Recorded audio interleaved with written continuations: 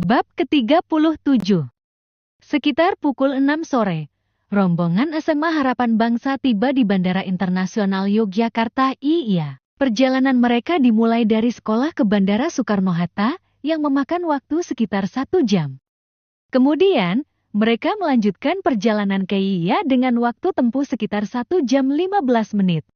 Dan sesampainya di IA, mereka langsung dijemput oleh minibus untuk menuju hotel yang telah disiapkan oleh pihak sekolah. Anak-anak kita akan langsung menuju hotel Atmaja yang sudah disiapkan, ujar Pak Bambang saat sudah memasuki bus. Nanti di sana, kalian bisa langsung istirahat atau keluar main, terserah. Tapi, harus tetap hati-hati di wilayah Jogja ini, karena kalian pasti tahu rumor tentang kota Jogja jika malam hari. Baik, Pak. Jawab mereka berbarengan. Perjalanan dari bandara ke Hotel Atmaja terasa lama karena lalu lintas yang sangat macet, terutama karena ini malam minggu. Saat melewati Malioboro, mereka melihat kanan kiri jalan dipenuhi oleh orang-orang yang menikmati malam minggu, sehingga jalan pun dipenuhi oleh mobil dan motor yang melintas. Kendaraan-kendaraan itu sekedar melintas, namun ada juga beberapa kendaraan yang sedang mencari tempat parkir yang masih kosong untuk menikmati jalan-jalan di sekitar Malioboro. Setelah menempuh perjalanan selama sekitar 2 jam, rombongan SMA Harapan Bangsa akhirnya tiba di Hotel Atmaja sekitar pukul 8 malam. Mereka lega bisa tiba di tujuan setelah menempuh perjalanan yang melelahkan. Sekarang, mereka bisa beristirahat, atau mungkin mereka memilih menikmati malam minggu di sekitar Malioboro juga. Akhirnya, ucap Galena merentangkan tubuhnya. Gila, macet parah. Ucap Bima sembari mengeluarkan barang-barang miliknya dari bagasi minibus. Malam minggu, wajar di sini ramai kah? Timpal Galena. Mau pada keluar nggak, Kak? Tanya Galang. Gimana, Dav? Tanya Alvin meminta pendapat. Boleh, kalau kalian nggak capek. Ucapnya. Ya sudah, ayo kita masuk dulu untuk mengambil kunci kamar kalian. Ucap Pak Bambang. Mereka memasuki hotel terlebih dahulu. Pak Bambang yang mengurus pengambilan kunci kamar masing-masing. Tenang saja, satu kamar akan diisi 1 orang, jadi mereka bisa lebih leluasa. Nah, ini kunci untuk kamar kalian. Ucap Pak Bambang sembari membagi 1 persatu kartu untuk kunci kamar mereka. Mereka semua melangkah ke lantai 4, tempat di mana kamar mereka berada. Sesampainya di kamar mereka langsung masuk kamar masing-masing, namun untuk Galena sebelum benar-benar masuk, Dava sudah mencekal tangan gadis itu dan membawanya masuk ke kamar miliknya yang berada di depan kamar gadis itu persis. Kak, nanti ada yang lihat ih. Ucap Galena kesal pada Dava. Gak akan. Balasnya meletakkan koper yang ia bawa di samping kasur. Masalah koper, Galena sempat ditanya oleh Pak Bambang tentang barang bawaannya, karena terlihat tidak membawa apa-apa. Namun, Galena menjelaskan bahwa tas yang ada di atas koper Dava sebenarnya adalah miliknya, ia hanya menitipkannya di sana karena malas membawanya. Selain itu, Galena juga mengatakan bahwa ia memiliki kerabat di Jogja dan berencana untuk mengunjunginya, sehingga ia bisa mengambil pakaian tambahan di sana jika diperlukan. Dengan demikian, Galena merasa tidak perlu membawa banyak barang. Gue haus. Keluh Dava mendekati Galena. Sebentar. Ucapnya dan masuk ke kamar mandi untuk membasuh kedua daannya. Mana pompanya? Ucap Galena mengulurkan tangan meminta Dava untuk mengambilkan pompa ASI miliknya. Mau langsung?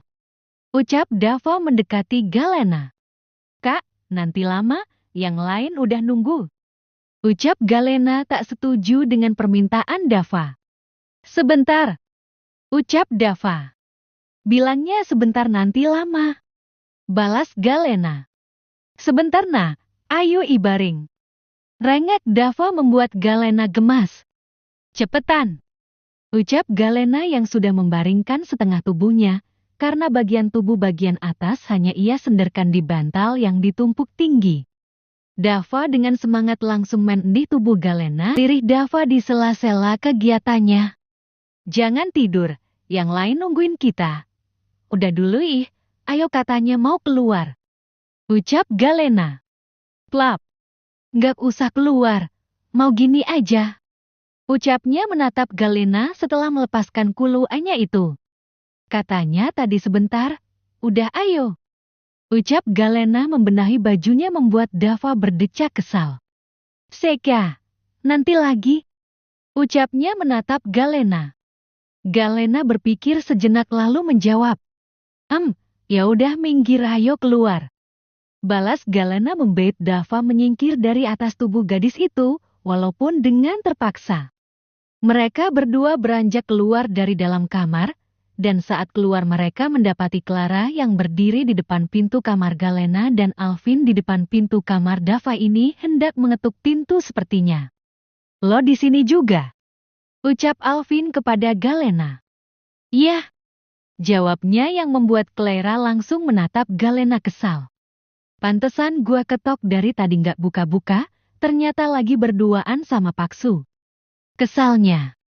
Makanya chat atau telepon gitu? Ucap Galena malah menyalahkan Clara.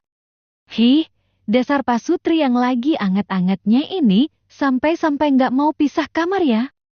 Ujar Clara merangkul Galena gemas. Yang lain mana?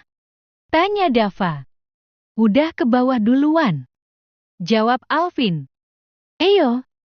Ajaknya dan diikuti oleh yang lain menuju lobi hotel di mana Galang dan Bima sudah menunggu mereka, sedangkan Pak Bambang tidak ikut karena Pak Guru itu merasa lelah katanya, maklum faktor. Guru pendamping SMA Harapan Bangsa untuk lomba musik ini hanya Pak Bambang saja yang mendampingi. Karena guru-guru lainnya juga sedang sibuk mengurus perlombaan basket yang akan diadakan di sekolah mereka itu. Bim, Lang, ayo. Ucap Alvin kepada kedua temannya itu yang sedang duduk di sofa labi. Mereka berenam keluar dari hotel dan berjalan kaki menuju daerah ramai Malioboro. Karena sebenarnya hotel yang mereka tempati ini ada di sekitar Malioboro, jadi mereka jalan sekitar 5-10 menitan saja ke pusat ramai Malioboro. Ramai banget jam segini. Kagum Clara melihat-lihat sekitar. Ini sampai jam 12 malam pun kadang masih ramai Kla, apalagi ini malam minggu. Ujar Galena memberitahu Clara. Kok bisa ramai banget gini nah? Tanya Clara. Namanya juga kota pelajar Kla. Bahkan orang-orang di sini kebanyakan bukan orang Jogja asli. Lo cari orang Jogja asli di banyaknya orang di sini pasti susah Kle. Ujar Galena. Beneran Kak? Tanya Galang. Iya, kalau nggak percaya tanya aja orang sekitar, kalian nggak akan langsung nemu orang Jogja asli dari banyaknya orang ini. Jelas Galena.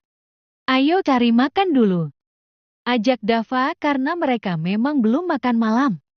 Selama mereka berjalan dan melewati orang-orang, mereka menjadi pusat perhatian semua orang yang mereka lewati, terutama dua bul kita, siapa lagi kalau bukan Dava dan Galena. Galena, rupanya tidak terlihat seperti orang Indonesia sama sekali. Wajahnya lebih ke China blasteran Amerika saja. Begitupun dengan Dava. Ia sangat Italian sekali, ditambah matanya yang berwarna biru, membuatnya terlihat seperti orang luar asli tanpa campuran Indonesia. Sepertinya gen ayah Ferdi sangat melekat di tubuh Dava. Kita makan di sini aja, nggak apa-apa kan? Tanya Bima kepada yang lainnya meminta persetujuan. Nggak apa-apa, yang penting makan. Sahut Clara. Mereka berenam duduk lesehan di depan penjual ayam bakar yang ramai pembeli di kawasan Malioboro. Karena bingung, mereka memilih tempat ini yang terlihat banyak pembeli. Karena prinsip mereka bahwa penjual yang ramai pembeli pasti menyajikan makanan yang enak. Tak lama setelah mereka menunggu ayam bakar pesanan mereka, akhirnya datang juga ayam bakar yang mereka tunggu-tunggu. Jangan banyak-banyak. Peringat Dava melihat Galena yang sedang mengambil sambal untuk cocolan ayam bakar itu. Iya, terlihat seperti membawa perasaan hingga penampilan mereka terlihat bagus. Namun apakah mereka benar-benar berakhir cinlok? Mereka berdua sebenarnya ingin bertanya, namun ragu-ragu rasanya. karena mereka termasuk tidak terlalu dekat jika bukan karena lomba musik ini, jadi mereka memilih diam dan mengamati saja. Mereka makan dengan tenang hingga makanan di piring mereka sudah habis tak tersisa. Setelah makan mereka tidak langsung pergi, mereka duduk sedikit lebih lama untuk menurunkan makanan mereka terlebih dahulu agar tidak terjadi masalah pencernaan. Ayo kita lanjut jalan-jalan, ucap Galena setelah Dava membayar makanan mereka. Mereka berjalan-jalan di sekitar Malioboro dengan Galena dan Clara berjalan di depan dan keempat lelaki di samping kanan kiri dan belakang mereka seperti bodyguard yang melindungi nonanya. Nah, ayo masuk toko ini, ajak Clara yang melihat toko yang tampaknya sangat ramai. Ayo, seru Galena senang sedangkan keempat laki-laki itu hanya mengikuti mereka saja. Toko yang mereka masuki ini termasuk sangat lengkap.